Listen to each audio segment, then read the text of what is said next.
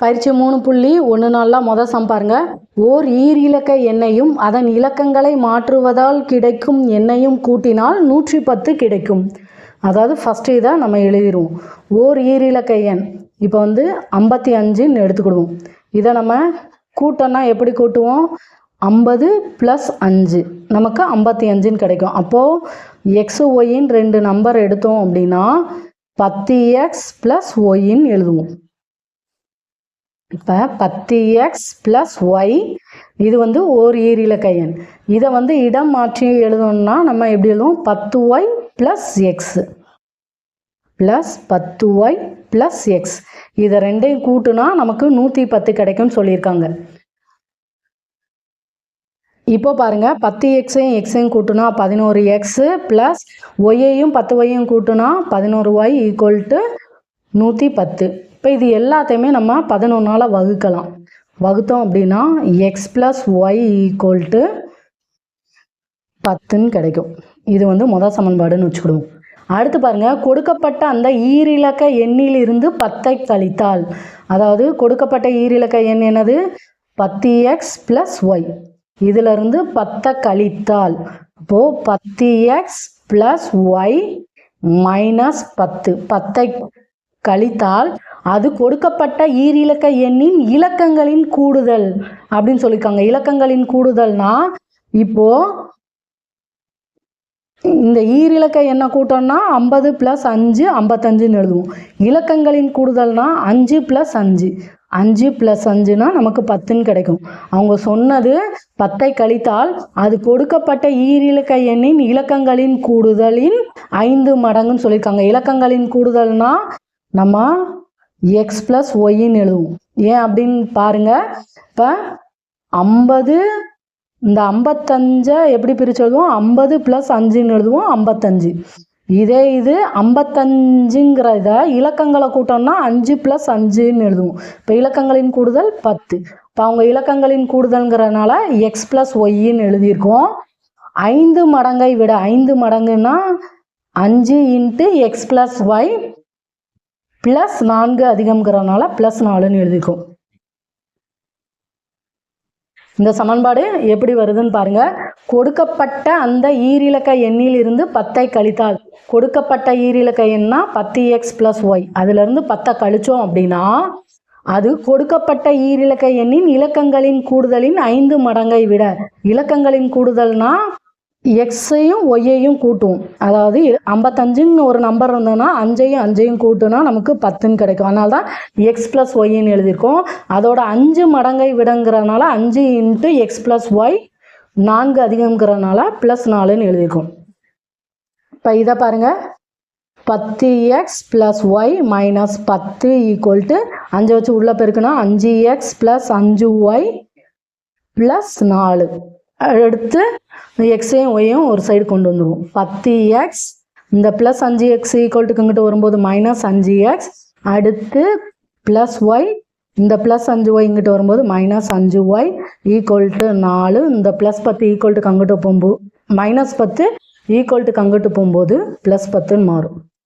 இப்போ கழிச்சோம்னா 5x 10லேருந்து 5 போச்சுன்னா 5x, அடுத்து +y இங்கே -5y -4y = 14ன்னு கிடைக்கும். இது நமக்கு ரெண்டாவது சமன்பாடு. இப்போ பாருங்கள், முதல் சமன்பாடை ஒய்யை கேன்சல் பண்ணால் முதல் சமன்பாடை 4ஆல் பெருக்கிடலாம். அடுத்து எப்படி எழுதுவோம்? 4x + 4y = 10ஐயும் 4ஐயும் பெருக்கினா 40. இது மூணாவது சமன்பாடுன்னு வச்சுக்கணும். இப்போ இதை ரெண்டே கூட்டினாலே இது கேன்சல் ஆயிரும்.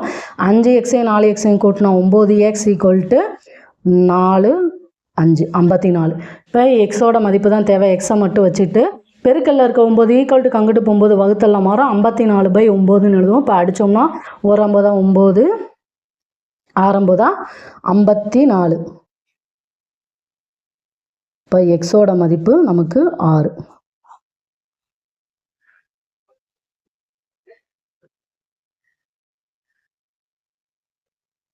எக்ஸோட மதிப்பு 6.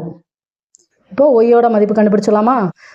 x + y = 10. எக்ஸுங்கிற இடத்துல 6 + y = 10. ஒய் தான் தேவை. ஒய்யை மட்டும் வச்சுட்டு ப்ளஸ் ஆர் ஈக்குவல் டு அங்கிட்டு போகும்போது மைனஸ் ஆறாக மாறும். 10 - 6. இப்போ ஒய் வந்து நமக்கு 4ன்னு கிடைக்கும். அப்போது அந்த ஈரிலக்க எண் வந்து 64. இது வந்து கரெக்டானு பார்த்துருமா? 64. இதை இடம் மாற்றினா ப்ளஸ் 46. இப்போ ரெண்டையும் கூட்டினா 64 46 10 மிச்சம் 1 10 11 110 கிடச்சிருச்சு. இதே இது அந்த ஈரிலக்க எண்ணிலிருந்து 10ஐ கழித்தால் 64லேருந்து 10ஐ கழிச்சா நமக்கு 54ன்னு கிடைக்கி. இப்போ இந்த ஈரிலக்க எண்ணை கூட்டணும்னா 6ஐயும் 4ஐயும் கூட்டினா 10, இதோட 5 மடங்குன்னு சொல்லியிருக்காங்க. ப்ளஸ் 4 5ஐயும் 10ஐயும் கூட்டினா 5ஐயும் 10ஐயும் பெருக்குனா 50 ப்ளஸ் 4 54 வந்துச்சா? 64லேருந்து 10 கழிச்சா 54ன்னு கிடைக்கி. அவங்க ரெண்டாவது கொடுத்தது கொடுக்கப்பட்ட அந்த ஈரிலக்க எண்ணிலிருந்து 10ஐ கழித்தால் 10 கழிச்சா 54ன்னு கிடச்சிருக்கு. அது கொடுக்கப்பட்ட ஈரிலக்க எண்ணின் இலக்கங்களின் கூடுதலின் 5 மடங்கை விட 4 அதிகம். இலக்கங்களின் கூடுதல்னா 6ஐயும் 4ஐயும் கூட்டினா 10, அதோட 5 மடங்குனா 5 × 10 50, அதோட 4 கூட 54ன்னு கிடச்சிருச்சா? அப்போ நமக்கு வந்த மதிப்பு சரி. அடுத்த சம் பாருங்க. ஒரு பின்னத்தின் பகுதி மற்றும் தொகுதியின் கூடுதல் 12. ஒரு பின்னம் கொடுத்துருக்காங்க x/y. இதுதான் பின்னம். பகுதியையும் தொகுதியும் கூட்டினா 12. இப்போ x + y = 12. அடுத்து பாருங்கள், அப்பின்னத்தின் பகுதியுடன் 3ஐ கூட்டினா, பகுதினா நமக்கு என்னன்னு தெரியும், கீழே இருக்குது, மேலே உள்ளது தொகுதி. இதோட 3 கூட்டினா அதோட மதிப்பு 1/2 ஆகும்னு சொல்லியிருக்காங்க. அப்போ x/, ஏன்னா பகுதியோட தான் 3 கூட்டினா நமக்கு 1/2 கிடைக்கும். இப்போ இதை குறுக்கு பெருக்கல் பெருக்கலாமா? 2x = y + 3ன்னு வரும். அடுத்து இந்த ஒய்யை இந்த சைடு கொண்டு வந்துடுவோம். 2x + y = கொண்டு வரும்போது -y மாறும் =3. இது வந்து ரெண்டாவது சமன்பாடு. இங்கே மேலே +y இருக்குது, இது வந்து -yன்னு இருக்குது. அப்போ ரெண்டே கூட்டினாலே நமக்கு ஈஸியாக ஆன்சர் கண்டுபிடிச்சிடலாம். x + y = 12. இப்போ இது கூட்டும்போது இதுவும் கேன்சல் ஆயிரும். 3x = 15. இப்போ x = 15/3. ஏன்னா பெருக்கல்ல இருக்கிறது ஈக்குவல் அங்கிட்டு போகும்போது வகுத்தல்ல மாறும். அடித்தோம்னா ஒரு 3 3 5 3 15. இப்போ x வந்து 5ன்னு கிடச்சிருச்சு. அடுத்து பாருங்கள், y கண்டுபிடிக்கணும். x + y வந்து 12. எக்ஸுங்கிற இடத்துல 5 + y = 12. இப்போ y தேவை. ஒய்யை மட்டும் வச்சுட்டு +5 ஈக்குவல் அங்கிட்டு போகும்போது -5 மாறும். 12 - 5. இப்போ 12லேருந்து 5 போச்சுன்னா 7.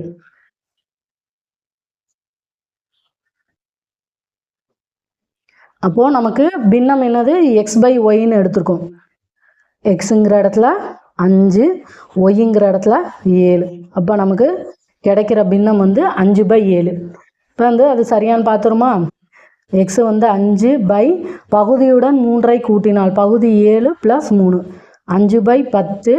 இப்போ அடித்தோம்னா 1 5 5 2 5 10 1/2 கிடைக்கிது. அப்போது வந்த மதிப்பு சரி. அடுத்த சம் பாருங்க. ABCD என்ற வட்ட நாற்கரத்தில் கோணம் A = 4y + 20 டிகிரி. அடுத்து கோணம் B வந்து 3y - 5 டிகிரி. கோணம் C வந்து 4x டிகிரி மற்றும் கோணம் D வந்து 7x + 5 டிகிரி எனில் 4 கோணங்களையும் காண்கன்னு சொல்லியிருக்காங்க. இப்போ வந்து வட்ட நாற்கரம் வந்து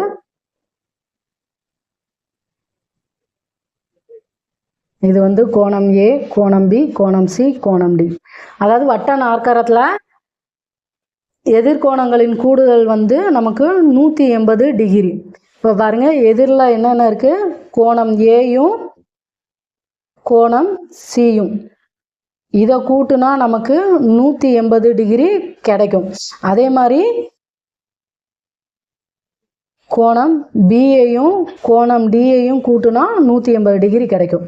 இப்போ கோணம் ஏக்கு நேராக என்ன கொடுத்துருக்காங்க, 4y + 20 கொடுத்துருக்காங்க. அடுத்து ப்ளஸ் கோணம் சியில் வந்து 4xன்னு கொடுத்துருக்காங்க. இதை கூட்டுனா 180 கிடைக்கும். அடுத்து இந்த ப்ளஸ் 20 ஈக்குவல்ட்டுக்கு அங்கிட்டு போகும்போது மைனஸ் 20 மாறும். இப்போ 4x ப்ளஸ் 4y ஈக்குவல்ட்டு 180லேருந்து 20 கழிச்சா 160. இது வந்து முதல் சமன்பாடு. அடுத்து பாருங்கள், பியையும் டியையும் கூட்டணும். 3y minus 5 plus 7x plus 5 equal to 180. Plus 5 minus 5 cancel ஆயிரும். 7x plus 3y equal to 180. இது வந்து ரெண்டாவது சமன்பாடு. அடுத்து பாருங்கள், இங்கே 4 எக்ஸில் இருக்குது, கீழே வந்து 7 இருக்குது. இன்னொன்று ஒய்யில் பாருங்கள், 4 முதல் சமன்பாட்டில், ரெண்டாவது சமன்பாட்டில் 3 இருக்குது. அப்போது நம்ம ஒய்யை கேன்சல் பண்ணுற மாதிரி பார்த்துக்கிடுவோம். முதல் சமன்பாடு ஃபுல்லாக 3ஆல் பெருக்குவோம், ரெண்டாவது சமன்பாடு ஃபுல்லாக 4ஆல் பெருக்குவோம். இப்போ 4 12x ப்ளஸ் 4 12y ஈக்குவல்ட்டு 0 3 18 மிச்சம் 1 1 3 3 1 4. இது மூணாவது சமன்பாடு. அடுத்து பாருங்கள், ரெண்டாவது சமன்பாடு ஃபுல்லாக 4ஆல் பெருக்கணும். 4 28x ப்ளஸ் 3 12y ஈக்குவல்ட்டு 0 என்னாங்க 32 மிச்சம் 3 1 4 5 6 7. இப்போது சிம்பிளெல்லாம் மாற்றுவோம். இதுவும் கேன்சல் ஆயிரும். அடுத்து கழிச்சோம்னா 8லேருந்து 2 போச்சுன்னா 6, 2லேருந்து 1 போச்சுன்னா 1, மைனஸ் சிம்பிள். எக்ஸ் ஈக்குவல்ட்டு 720லேருந்து 480 கழிக்கணும். 0 6 12 4 2 மைனஸ் 240. மைனஸ் சிம்பிளெல்லாம் பார்த்து போட்டுக்கோங்க. மைனஸும் மைனஸும் கேன்சல் ஆயிரும். எக்ஸு கண்டுபிடிக்கணும். பெருக்கல்ல இருக்க 16 ஈக்குவல்ட்டுக்கு அங்கிட்டு போகும்போது வகுத்தெல்லாம் மாறிடும். 240/16. இப்போ 8ஆல் அடித்தோம்னா 2 16, 3 24, 0 2ஆல் அடித்தோம்னா 15. எக்ஸு வந்து நமக்கு 15ன்னு கிடைக்கும். அடுத்து பாருங்கள், ஒய்யோட மதிப்பு கண்டுபிடிக்கணும். 4x plus 4y equal to 160. எக்ஸுங்கிற இடத்துல 15. 4 × 15 ப்ளஸ் 4y ஈக்குவல்ட்டு 160. 4யும் 15யும் பெருக்கினா நமக்கு 60ன்னு கிடைக்கும். 60 ப்ளஸ் 4y ஈக்குவல்ட்டு 160. ப்ளஸ் 60 ஈக்குவல்ட்டுக்கு அங்கிட்டு போகும்போது மைனஸ் 60 ஆகும். இப்போ 4y ஈக்குவல்ட்டு 160 மைனஸ் 60. இப்போ y ஈக்குவல் 4y ஈக்குவல்ட்டு 100. இப்போ ஒய்யோட மதிப்பு கண்டுபிடிக்கணும். ஒய்யை மட்டும் வச்சுட்டு பெருக்கல்ல இருக்க 4 ஈக்குவல்ட்டுக்கு அங்கிட்டு போகும்போது வகுத்தெல்லாம் மாறும். 100/4 அடித்தோம்னா 1 4 4 2 8 மிச்சம் 2 5 20. இப்போ நமக்கு ஒய் வந்து 25ன்னு கிடைக்கும். அவங்க கேட்டிருக்கிறது வந்து 4 கோணங்களையும் காண்க. ஃபஸ்ட்டு இது பாருங்கள், கோணம் ஏக்கு வந்து என்னது 4y ப்ளஸ் 20. இப்போ 4 × ஒய்ங்கிற இடத்துல 25 ப்ளஸ் 20. 4யும் 25 பெருக்குனா 100 ப்ளஸ் 20 120. அப்போ கோணம் ஏயோட மதிப்பு வந்து 120 டிகிரி. அடுத்து கோணம் பி வந்து 3y மைனஸ் 5. 3 × ஒய்ங்கிற இடத்துல 25 மைனஸ் 5. 75 மைனஸ் 5 நமக்கு 70 டிகிரின்னு கிடைக்கும். அடுத்து கோணம் சி பாருங்கள், 4x. எக்ஸுங்கிற இடத்துல 15. 4 × 15 நமக்கு 60 டிகிரின்னு கிடைக்கும். அடுத்து கோணம் டி வந்து 7x ப்ளஸ் 5. 7 × எக்ஸுங்கிற இடத்துல 15 ப்ளஸ் 5. 15 7ஐயும் பெருக்கணும். 7 35 மிச்சம் 3 1 7 10. 105 ப்ளஸ் 5 நமக்கு 110 டிகிரி. இப்போ பாருங்கள், எதிர் கோணத்தை கூட்டினா 180 வரணும். கோணம் ஏ வந்து எவ்வளவு 120, கோணம் சி வந்து 60. 120ஐயும் 60ஐயும் கூட்டுனா நமக்கு 180 கிடச்சிரும். அடுத்து கோணம் பி பாருங்கள் 70, கோணம் டி வந்து 110. இது ரெண்டையும் கூட்டுனா நமக்கு 180 டிகிரி கிடச்சிரும். சம்மெல்லாம் ஒரு தடவைக்கு 2 3 தடவை நல்லா செஞ்சு பாருங்கள்.